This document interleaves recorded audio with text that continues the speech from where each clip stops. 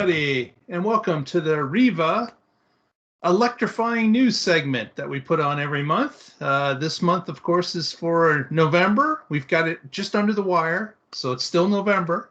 So we welcome you to the show, and let's introduce our panelists. Of course, we have Mr. Ian Graham joining us from downtown Kitchener. How are you today, sir? Doing well. Just came from a lovely game of hockey and won 8-2. 8-2. That's a blowout. Yeah. Kind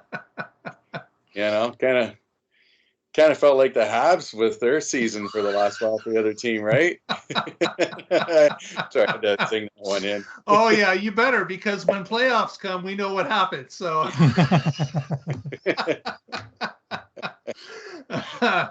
Also joining us, as per regular, we have Mr. Eric Stevens joining us from Listowel. How are you today, sir? I'm doing great, Mark. Excellent, excellent. So, yeah, we've got some electrifying news that we've collected over the past month. And, Ian, let's roll the slide presentation. All right. So, it's been an interesting little while here between our relations with the U.S. Exactly. So what we've got here is we know that the U.S. Has been trying to put together a build better formula, build back better. And what they've done is they've created a new incentive for EV purchases of new vehicles.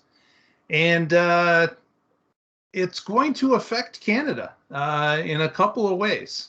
And you may think, how could this be bad for Canada? But what has happened is that the U.S. has put a number of rules in place that will affect purchasing a vehicle that is possibly made in Canada, an EV. The rules, they're offering now up to a total of $12,500 in EV credit for off the purchase price of a vehicle. And what they've split it up is that any EV could be made anywhere, would receive a $7,500 credit. And then after that, there's a $4,500 credit that is broken up into whether it's made by a what I would classify as a union or I guess an employee-run group that makes the vehicles. And then there's also a $500 part of that as to where the battery pack is made, if it's made in the U.S. or not. So there are some U.S. stipulations of U.S. content rolled into this. And how that's going to affect Canada is that if we can get a manufacturer to build their vehicles in Canada and use the auto pack that's currently in play between the U.S. and Canada, there is a possibility that, of course, a person buying that vehicle in the United States may not qualify for the full amount of that EV tax credit compared to if it was completely made in the United States. And it could be quite a variation of price. So the possibility is that manufacturers will look at Canada making EVs here as a handicap for them. They may indicate that we can't sell those vehicles as quickly as we possibly could because there's a larger credit available if that vehicle was American made as opposed to Canadian made. Even though we have an auto pack in place and we're allowed to freely trade parts and equipment and vehicles back and forth with the auto pack, this is going to make it a difference when it comes to EV sales. And this definitely could affect some of the plans that we have right here in Ontario, where we've got some manufacturers like Ford that had indicated that they would like to make some EVs here in the Oakville plant and other places. but this could be a problem going forward. And just wanted to bounce it off the two of you as to what you thought about these possibilities. Yeah, it's definitely a potential risk. I mean, for something like Ford, where they're talking about 2024 for the Oakville facility, where they're actually looking to build cars and batteries at that facility, that's, this hurts that business case to some extent. And then even now, Stellantis, which operates, Fiat Chrysler, they're looking at a location for a second battery facility. They have one battery facility going up in the U.S. right now, but they're looking for a site for a second battery facility. And the Windsor area was high on that list for competition, and now that might be at risk now too. So, that's unfortunate. But I think it's unfortunate for a lot of different reasons, because a lot of the raw materials that are going to be needed for a lot of these batteries are likely going to end up coming out of Canada. And to make electrification happen, this is a global process, and protectionist type measures like this often end up hurting everybody, including the automakers. Mm-hmm. So I don't think it's a good idea at all. And based on this news already, the European Union, us, of course, here in Canada, Japan, Mexico, South Korea, they've all filed complaints. And there's talk of already even taking litigation to the WTO over this legislation if it goes through as proposed. So this could end up costing the U.S. a lot of money. Mm-hmm. I found it interesting, as you mentioned, Mark, the domestic content, if the battery was made in the States. It reminds me back in the day when we were doing the microfit solar systems, and they changed some of the rules for the solar panels, that they wanted to have a certain amount of Canadian content as well. And that, affected choice for manufacturing of who we could pick from for the solar panels. But I'm surprised that the U.S. government has gone as far as they have without thinking of the ramifications, and especially with Ontario, because we have GM and Ford here, and GM especially, and we got Biden here in a Hummer EV, and he knows that Ontario, GM's a big deal here. With the way we work, and as we've got this I've got this quote up here, 93% of Canadian made auto exports, 93% is in the US. So I'm really surprised that there wasn't some sort of thinking about what this really means when they were putting this together. It's actually quite surprised me.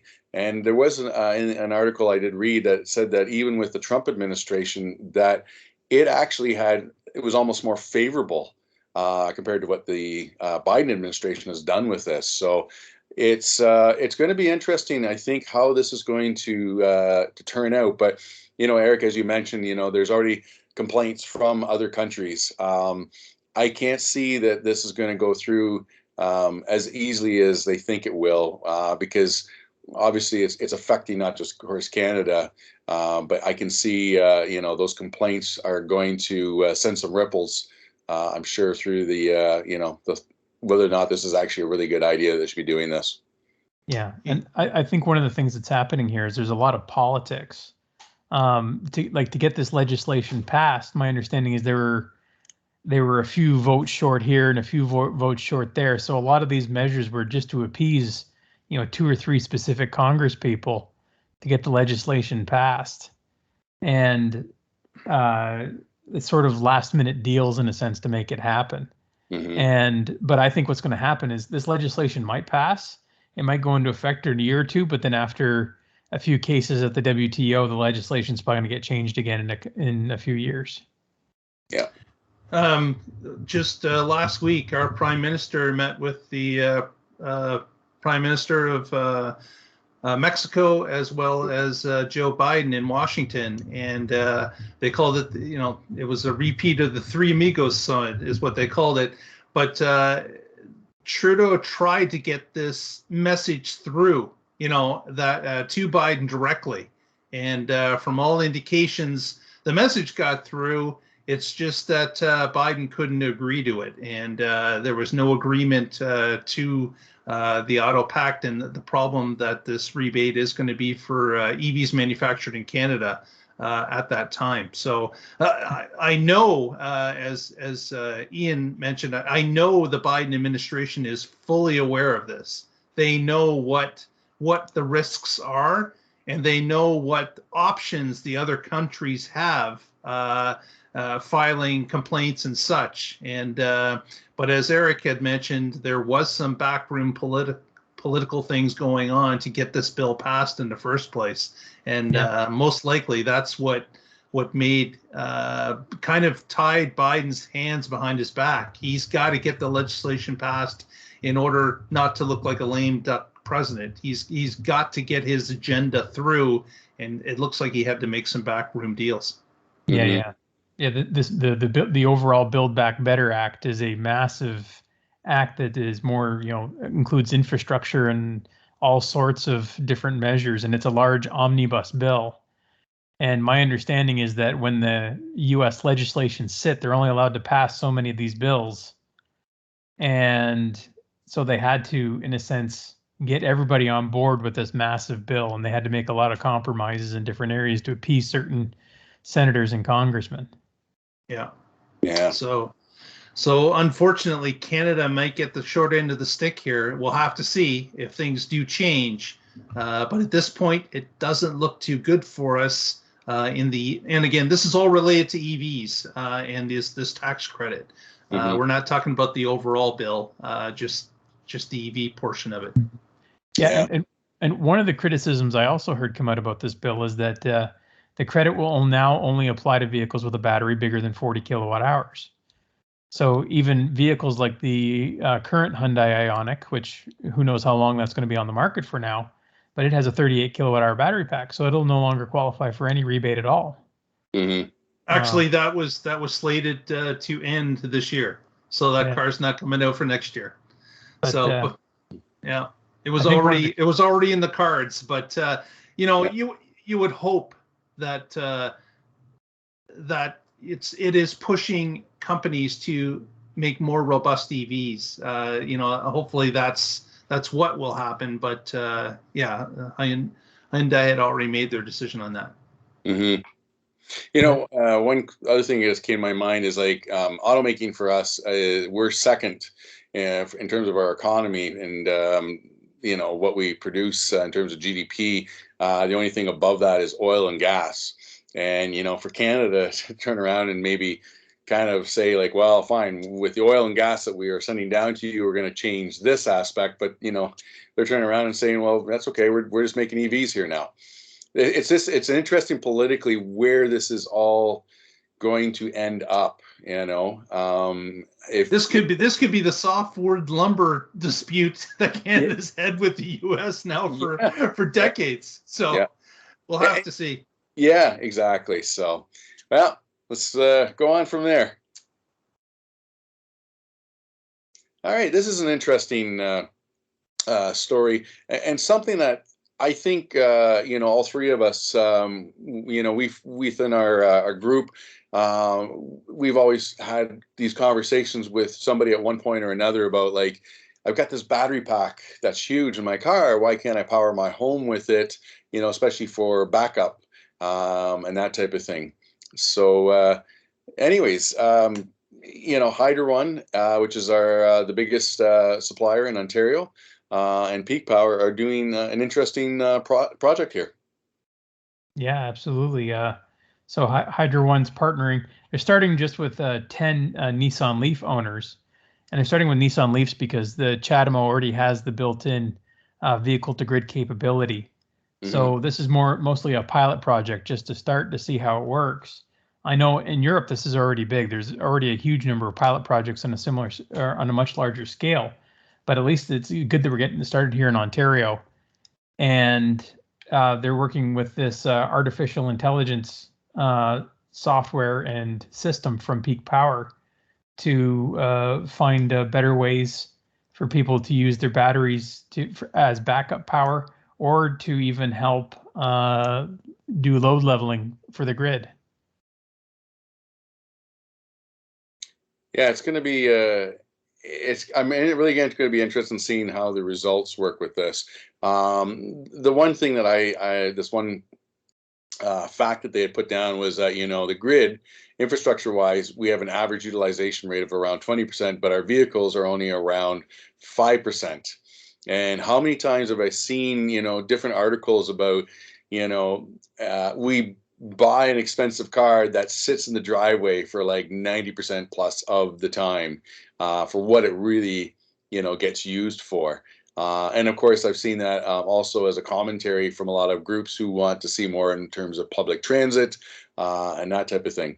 But I think if we, have a car that's full of this power and we can utilize this with our homes and feeding back into the grid, and especially I think during the day, if we're in the summertime and we're dealing with a lot of buildings with AC, this is kind of an interesting way to help the grid, to level out and not have so much suddenly these spikes when all the AC goes on.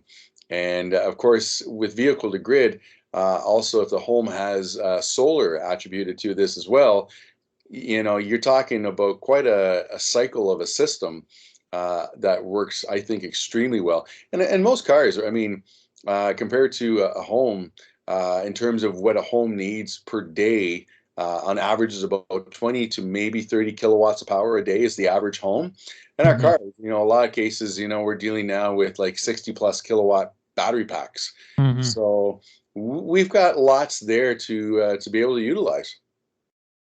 Yeah, the only downfall that I could see is possible battery degradation, because maybe the car battery isn't quite made for multiple cycles, charge and discharge.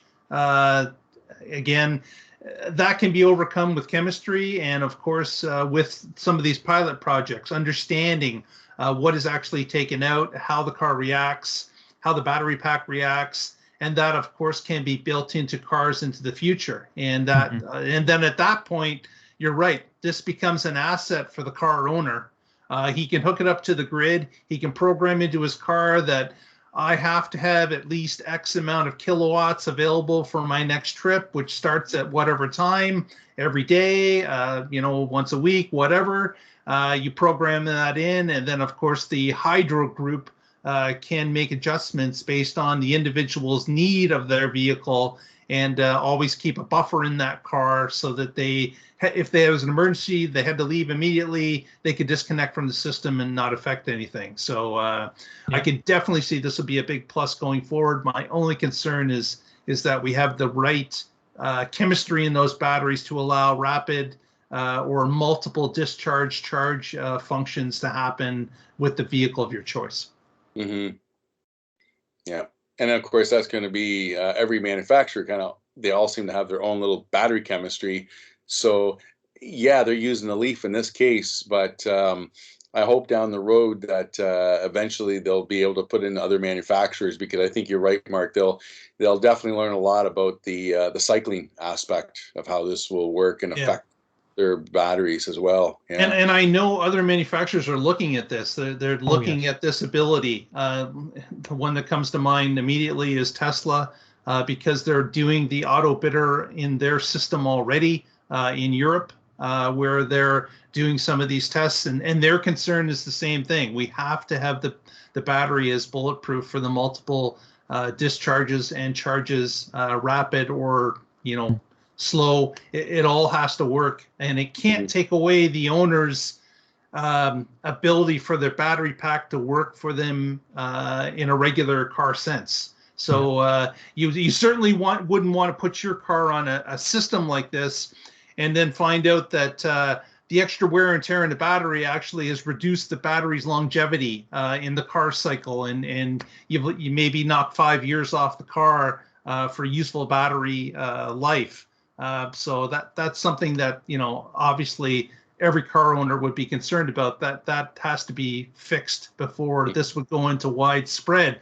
But can you imagine if it was widespread, having all these vehicles hooked to the grid, a tremendous amount of power available to the grid. Like it's incomprehensible. It's way above what a grid would get extra when building a new power plant or a new supply. This becomes something that could really change rates and change the way that the grid is run in a more proactive way in several different scenarios. Mm-hmm. Yeah, it would pretty much completely eliminate the need for demand response in the grid, which is the most expensive and dirtiest way to make power today. And by doing that, now you make the grid so much more efficient, and potentially reducing the cost of electricity. Yeah, because you could bring on extra solar assets and wind assets that now have a place to store it for when the sun doesn't shine and when the wind doesn't blow. All these cars have been charged up and can be used back and forth depending on the time of day and the peak power demands. It would be a utopian type setup. Now, one quick thing, just in regards to the charge discharge aspect. I'm just not so much on the charging aspect, but the discharge. When the car is using the battery power, of course, that's a lot of energy that's being consumed at that point. But in terms of a home, it's not quite the same amount of energy. So not saying that that it's not going to affect maybe the cycles, but I can't see, because a home's not necessarily a huge motor. That's the only other area that I could see maybe the charging aspect being that part of an issue, but I'm not too sure going back. Number of cycles. Yeah. And I would imagine even when they program this, they're probably going to be programming it so the battery stays between like 40 and 80%, and things like that as well too, to maximize battery life. And that'll change as chemistry changes over time and stuff as well too. So every car will have different limitations and different abilities based on the size of its battery and its capabilities. One other vehicle I'd point out too that might go down this road is the new Ford F-150 Lightning. Yes. It already has some sort of vehicle to grid, but it's not directly to grid. It's more of backup power for a house. But I would imagine I could see that being potentially grid connected in the future as well too. Yeah, exactly. All right. Very awesome. So it's interesting always how, as much as we talk about electrification and we kind of, we're pushed aside the whole oil and gas, but really oil and gas seems to be kind of more and more looking into the next aspect of energy, whether that be into doing solar or wind.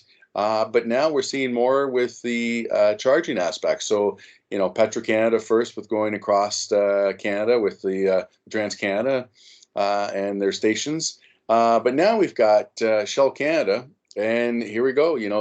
This is where I'm happy when I see this. Our federal government is giving them money to actually set up the future, And so Shell's doing this fast charging network in 5 provinces, 79 vehicle fast charging points, 36 locations, and basically BC, Alberta, Saskatchewan, Manitoba, and Ontario. And I'm sure eventually that will come about to be Quebec, etc., right out to Newfoundland. But Shell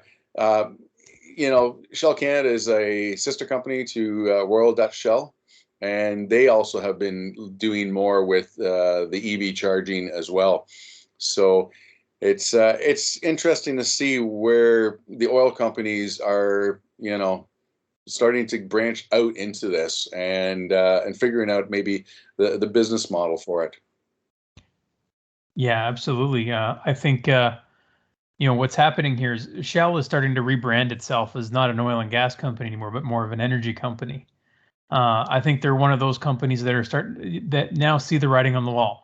They know the world is moving, and they're starting to shift their business case and their business model into those directions. So they're sticking their fingers in a bunch of different pots and trying to hedge to see what direction the world is moving in. There are some oil and gas companies that are more stubborn than that, not doing that, but certainly, Royal Dutch Shell is certainly one of the largest ones out there, and it's good to see that, they're starting to place bets that vehicle electrification is coming and it's here to stay. So. Mm-hmm. Yeah, switching to that new energy and rebranding yourself as an energy company as opposed to an oil and gas company is going to be a smart move for any of the current incumbents in the gas and petroleum world, because as you mentioned, the writing is on the wall. I really believe that we have turned the corner, and now we're on a time clock to just increase electrification throughout Canada, throughout North America, throughout the world.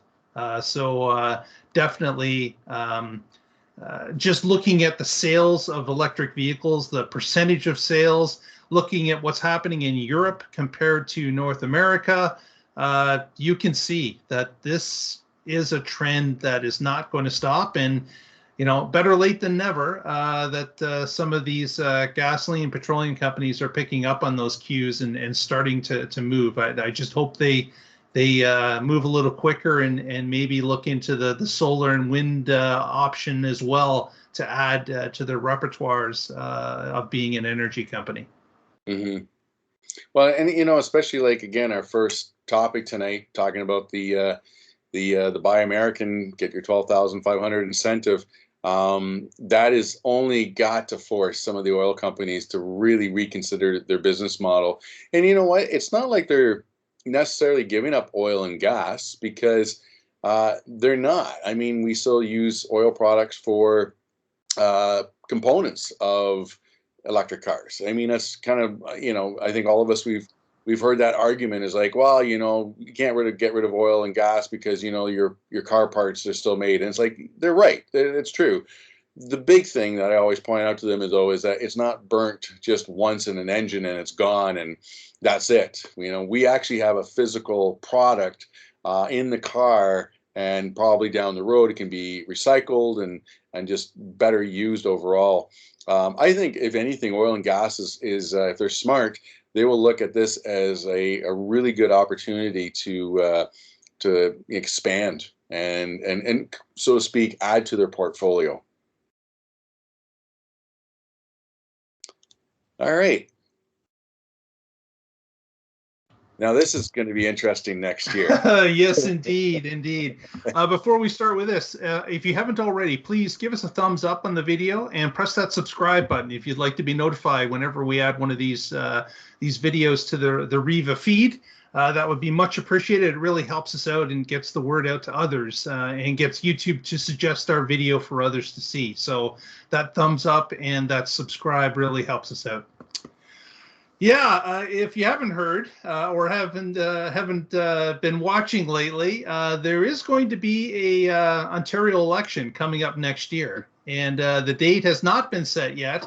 But all the parties, all the provincial parties, are out, beating the drums about an election that will be coming,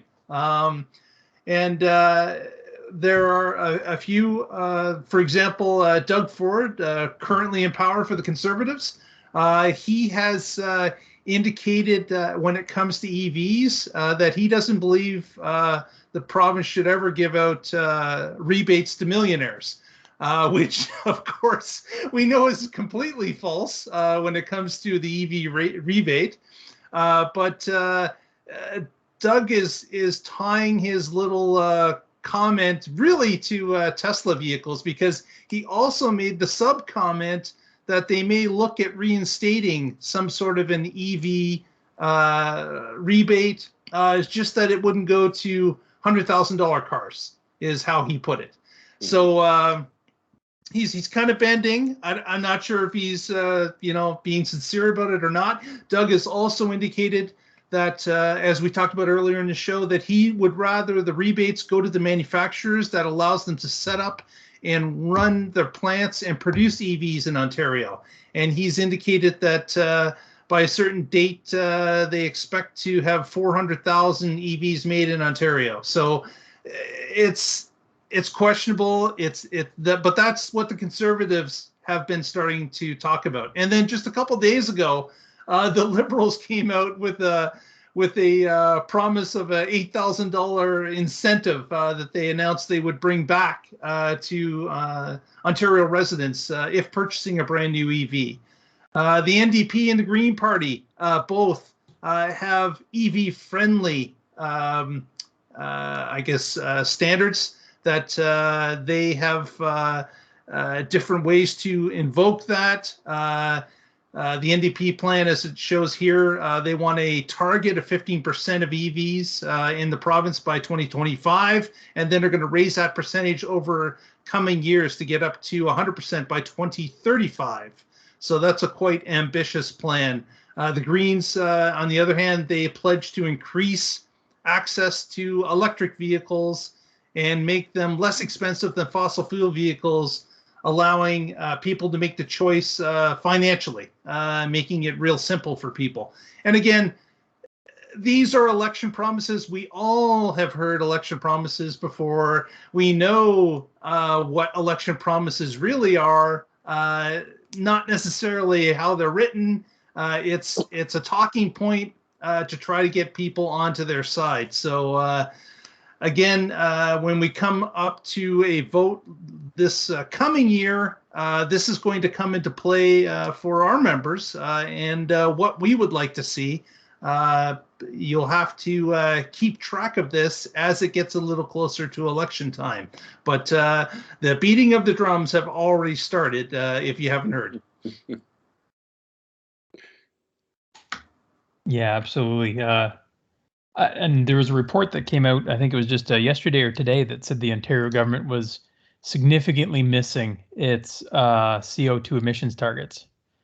So I think that might actually be putting a little bit of pressure, and even the high gas prices now. I think some people are now starting to say, they're starting to look at it and go, maybe I should purchase an EV. I think the recent spike in gas prices have gotten people questioning gasoline, and there's now enough crazy people like us who have been owning EVs for a while now.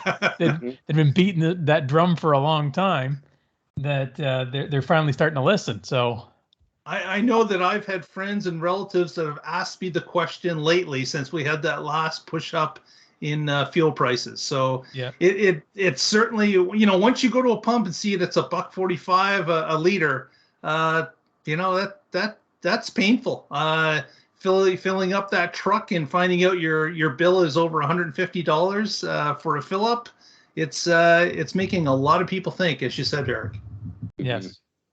And so I think even Doug Ford's starting to feel a little bit of pressure from this. Whether or not he actually bows to that, I don't know, or maybe he's doing it just to pander a little bit to the other side, because he knows that his traditional base isn't always enough to get him the government he wants. So he's got to pander a little bit to the center to try to get back into government again. But we'll see. I mean, the next election is at the latest of June 2nd. So that's almost 6 months away. Yeah. So it's going to come up quick. Yeah. Remember my promise of buck a beer? Buck a liter. It's going to be, buck a liter, going to bring it down. Forget the taxes for the province. I'm going to take it all off. That's, yeah. Funny you mentioned that, Ian, because I remember when Doug came into power, there was a talk about seriously sitting down with the oil companies and talking to them about getting the price lower. Well, that was when we were sitting at, a buck 28 or something, $1.30. Yeah. That more recent jump where we jumped another 15 cents a liter. I don't hear much of that talk coming from the Ford's office lately. No. And I find it always, it really bugged me when I saw the comment of like, oh, well, I'm not giving, incentives to $100,000 cars for millionaires. And it's like, he didn't learn from the last time. And of course, as you mentioned, like, I sometimes feel he's just like, he's got an axe to grind with EVs, but especially with Tesla for whatever reason. And it was when he first cut out the 14,000, it was, and then he said, like, by September 10th, if you got your EV in the driveway, we'll give you the 14,000 if you had ordered before such and such a date, except for Tesla. And he ended up costing taxpayers about $100,000 in legal fees. And interesting enough, it was this interview with CHCH where he said, you know, I'm not giving incentives to people for $100,000 cars and not giving them $16,000. And the judge in the case basically flat out pointed to that interview in CHCH and said, "You don't even know what the program is, and because of this, see ya, like you're gonna, you know, you're lost." Yeah. But what bothers me, I think, you know, is, as Eric was mentioning, you know, the climate aspect is not just Ontario; it's Canada wide. Like, we're failing big time. You know, a lot of people say, "Oh, well, we're only 2% of emissions," but that's not the issue. The issue, of course, is per capita. We are one of the worst in the world, and a lot of it, you know, comes down to you know, our love of SUVs and trucks. But I think if Ford was smart, and you know, he's giving opportunity for the, you know, for Ford and GM to get onto the whole electrification aspect, but I think he needs to balance it and with the public aspect as well. So if you're going to help out Ford, and yeah, you could put everything in you know, their hands as to how they're going to sell these EVs, but I think he still has to look at the actual general public and get them excited about possibilities that way. And you know, it's interesting, all these parties, like, you know, like you say, it's talk. It's like, you know, we'll do this. Doesn't necessarily mean it's true. But the NDP, for example, like, I was trying to find out, like, how exactly are you going to raise sales targets for each of these years? Like, what is it you're going to actually do? And I couldn't really find anything on that. And then with the Greens, I don't know. I still find it's a little wishy-washy as well. The incentives work. Let's put it that way. I think the bottom line is that the incentives work. We saw that when the incentives went away, the you know, electric vehicle sales went downhill. Although, interesting, that being said, I did recently talk to a dealership, and they said that you know, their sales for EVs actually have started rising quite a bit more, and a lot of it is because of the gas prices going up. Yep. Yeah. So it's funny, eh? It was only a matter of time, like you say, Mark, with friends and family before they're like, "So, how long you been driving that electric car for?" Like, you know, I know for me it's 6+ years. I know for you guys it's a bit longer as well. And it's just like, we've known this for how long? And you know, it's, I mean, if we looked at the, you know, I've gone through 2 electric cars right now with the Chevy Volt, and now I've got the Model 3, but I'm pretty sure my Volt is still on the road kicking, you know, just rocking and rolling. It's still going along great. Yep. So, all right. So this is interesting in Welland. This is a 6-story, 129 unit building is being built, and they've got a lot of technology going into it in terms of the heating, etc. of the place. But what was really interesting is this car share program where they will allow residents to rent a Tesla 3 for the same price as public transportation. So, you know, I can almost see, this is only one Model 3 that they have. I can see where it's going to get to a point where they're probably going to ask and get a second and maybe a third. And, you know, for anyone who wanted to try a Model 3, like, how can you beat, you know, driving a Model 3 for the same price as public transportation? You just can't beat that. That's awesome. So yeah, this is certainly advertising for a new, you know, a new housing development, and it's a way to get free publicity. But it also is affording their residents the ability to travel on different electric vehicles from their home to do small trips and to you know, perform basic functions that they would at any time. So having the ability to ride share in a Model 3 certainly is a big plus, but also they're going to have electric scooters and electric bicycles available as well. So we're thinking that this Welland housing unit that is currently now under construction, I'm not sure when it's going to complete, but the article had indicated they had started construction. they are going to have to build some infrastructure in that building. So putting car chargers, scooter and bicycle chargers available in their parking garage or underground is going to be something they're going to have to do. And it makes groups think about what type of infrastructure would be required if some of our residents were to purchase an electric vehicle and want it.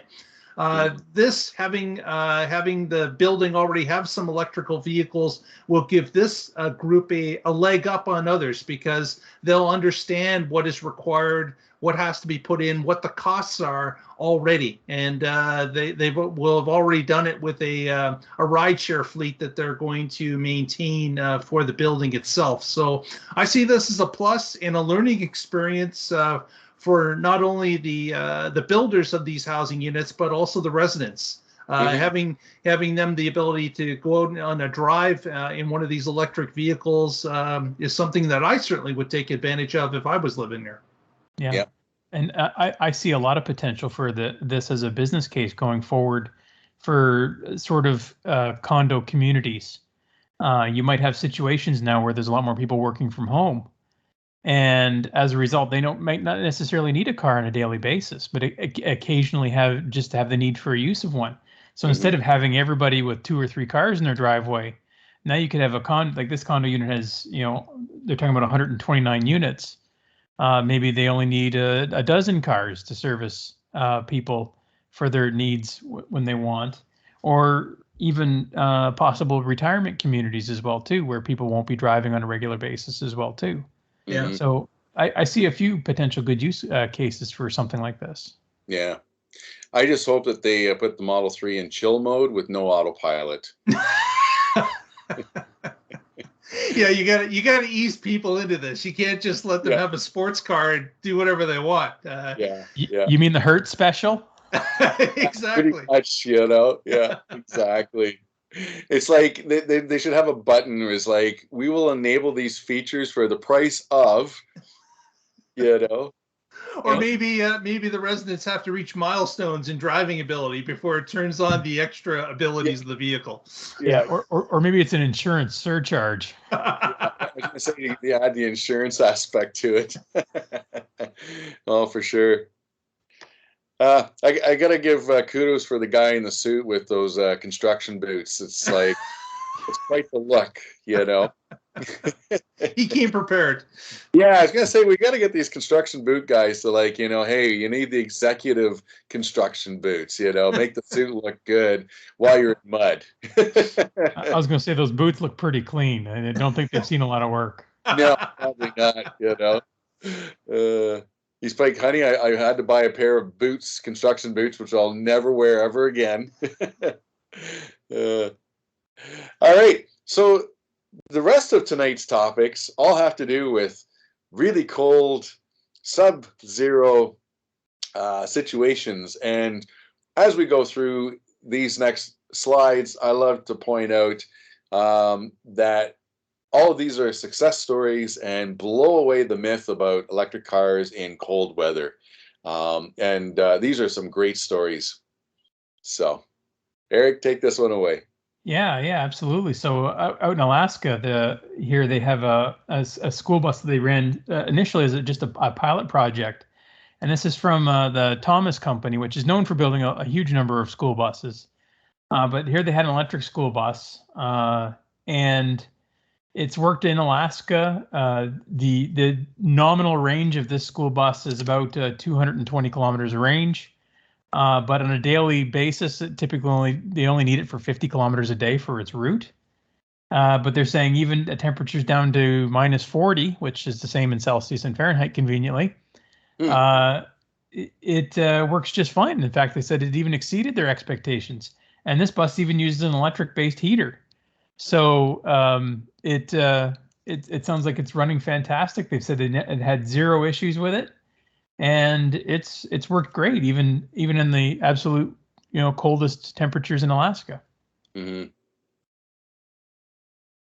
That's good to see. That again, if you're building for the absolute worst conditions, can you imagine how well it would work here in the warmer provinces or states? So That's definitely a huge plus for all of us.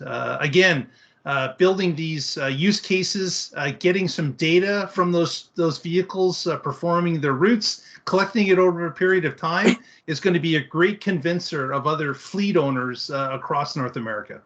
Yeah. I'm looking at the range of 222 kilometers thinking like, man, I want to turn this into like a, live-in van. Yeah. This is like a mansion for the live-in van. It's a lot bigger and, and it's You just, could it's you could fit a lot awesome. of solar panels on the roof of that there, Ian. Yeah, exactly. So, no, it's great to see. And, it's always interesting that, I know that something's always kind of come up about diesel with buses that we take our kids to school in, and yet they are some of the worst for the toxins that they emit, and of course the smog aspect of that. And so, I just look at this as it's a really good win. I love the fact that this is like showing -40. And it really puts things into perspective. It's funny enough, yesterday I had somebody stop me out front of Costco and ask me about, well, how's my car in the wintertime? And it's a little overblown, the what we hear about the cold weather aspect. It's not to say that we don't lose a bit of range depending on, of course, how cold it is, but it's nowhere like some of the stories that I hear. So It's great to see, Yeah, especially in Alaska. Cold weather causes compromises in all vehicles, Exactly. gas and electric. But yeah, as you said, Ian, the compromises you have to make in an electric vehicle are way overblown. Yeah.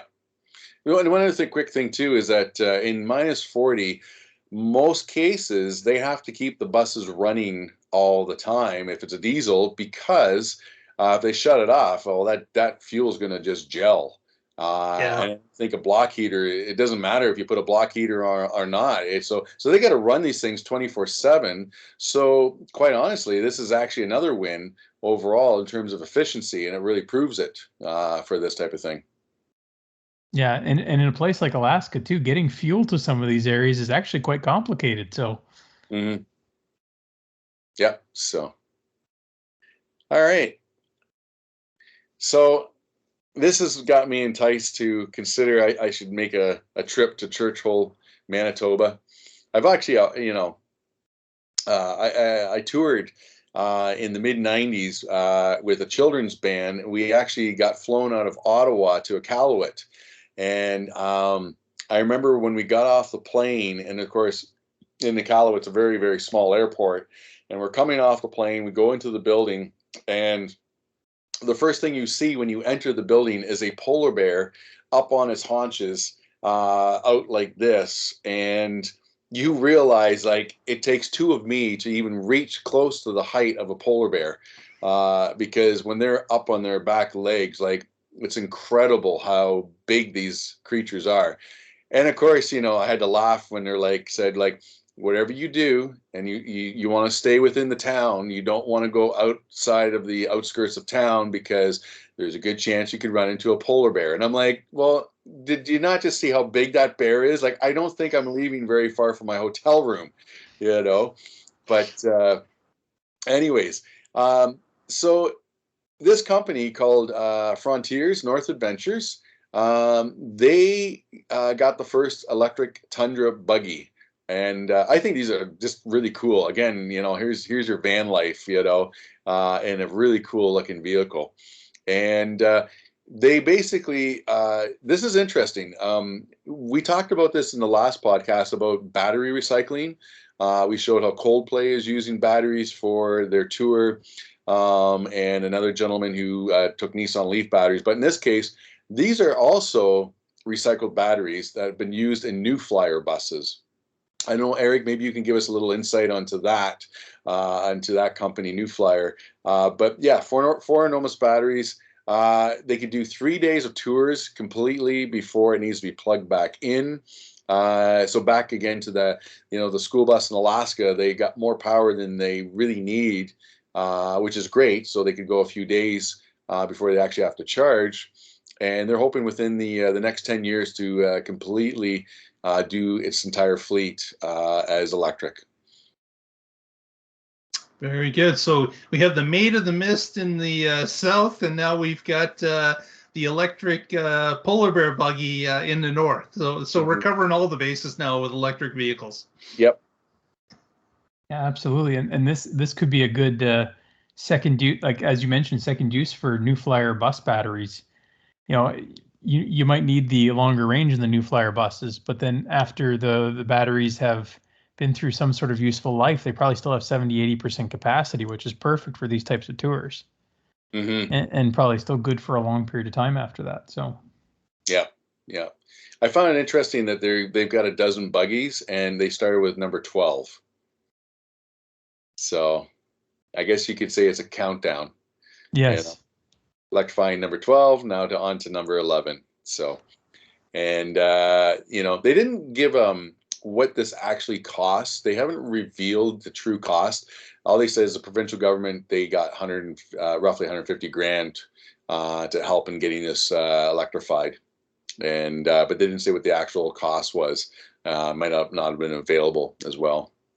So, as much as I hate the cold, and especially, Churchill, Manitoba, I have a friend who, again, back in the 90s, toured with a band across Canada, and I don't know how the heck they did it, but they would go up to Churchill, Manitoba, probably like in January, February. Why? I don't know. But, all I remember him saying, it was pretty darn cold when you're up there. But you know what? To check out the polar bears and that would be really cool. Absolutely. Yeah. All right. And then finally here we have, interesting enough, Tesla had announced that they're opening the Northernmost Supercharger in North America. And then one day later, Flo announces they've also opened the Northernmost DC fast charger, and they're actually 500 miles north of Tesla Supercharger. So there's almost like this little back and forth game going on here. But either way, it's great to see. Alaska is one of those states that I find it very intriguing. It's such an interesting state. With their nature, their environmental surroundings and everything, and we see, of course, a lot of shows, Discovery Channel, History Channel, they seem to do a lot of shows with Alaska. So this is great to see. We're getting, some more possibilities, and, it's making trips that much more feasible to go that much farther north. In fact, if you remember, back in 2018, when the Model 3s first came out, there was a guy, and I can't remember his name, was Will something.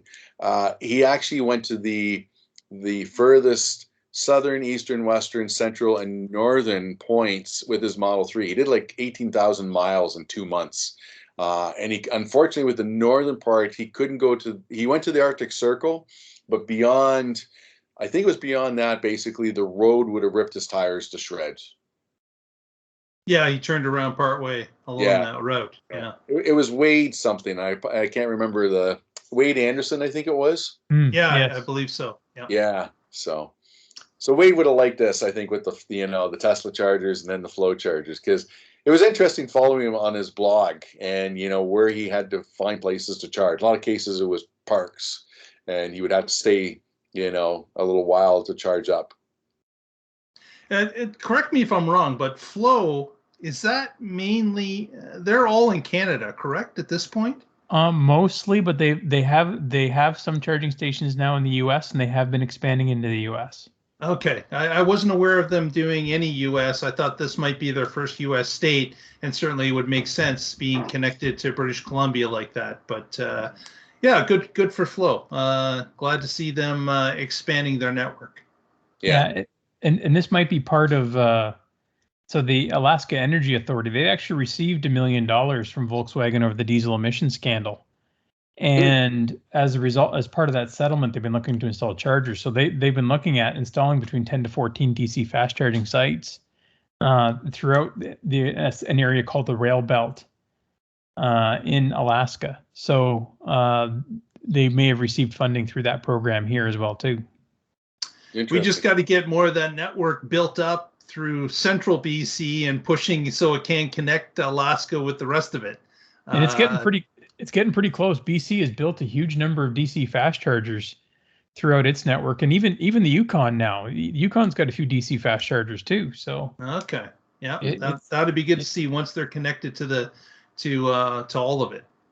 There's actually not too many gaps today in the road to Alaska. Okay, are you looking at a particular website that we could share, Eric? I'm looking. Well, plug share right now, but okay, yeah, there's still an area here for resource northern to look BC. At fast chargers, yeah. For those of you who don't know, obviously that's plugshare.com. You can view it on your computer or your tablet or even your phone. Yeah, great app to have to find all the chargers you can. Exactly. Yeah. So there you go. We as we're heading into the winter season, we are hopefully putting people's who are new to EVs or thinking about an EV, we're putting their minds at ease about the whole cold weather realities, as I would like to call it. And I can say back in January of 2019, I did a trip from Kitchener to Huntsville. And temperature wise was easily -5 to -10. And, basically went to Huntsville and drove around Algonquin Park, and then basically went for dinner and stayed, had the car at the Supercharger. And, first we did some lunch, did some supercharging, went around Algonquin Park, came back, did some more supercharging and went to Barrie, had dinner, did another little top up, and then got back home. But in terms of actual range loss, I wouldn't say we lost anything more than maybe 10%, maybe not even.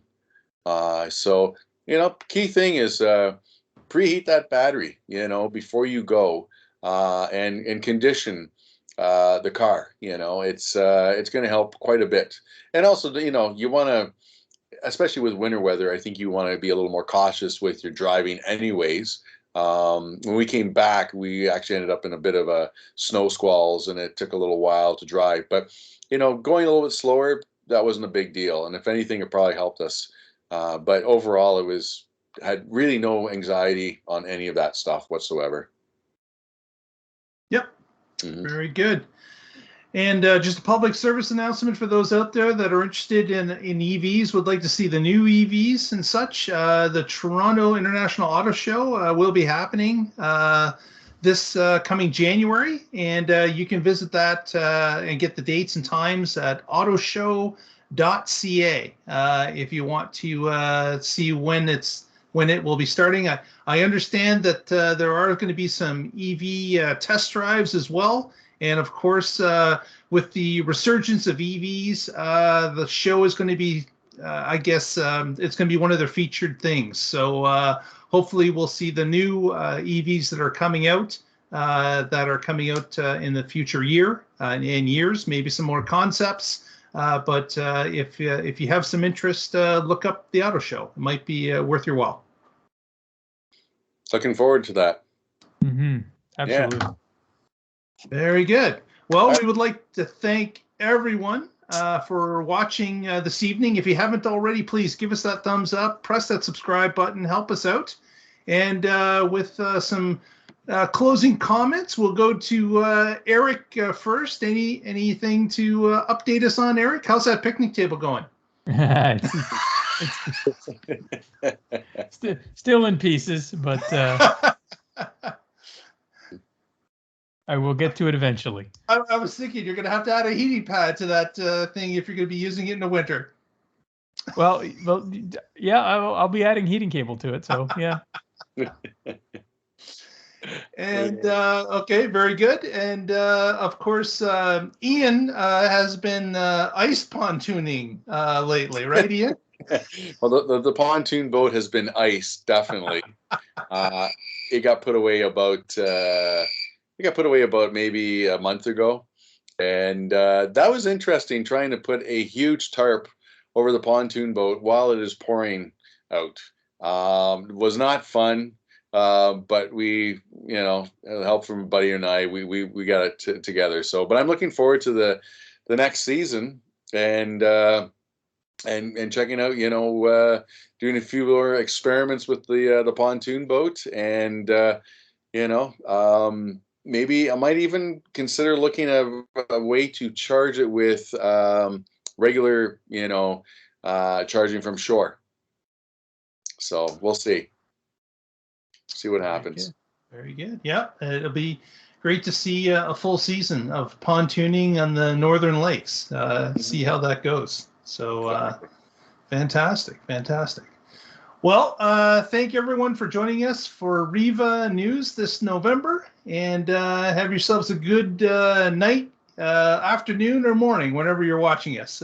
We appreciate the watch, and thanks very much for joining us. Good night, everybody. Have a good one.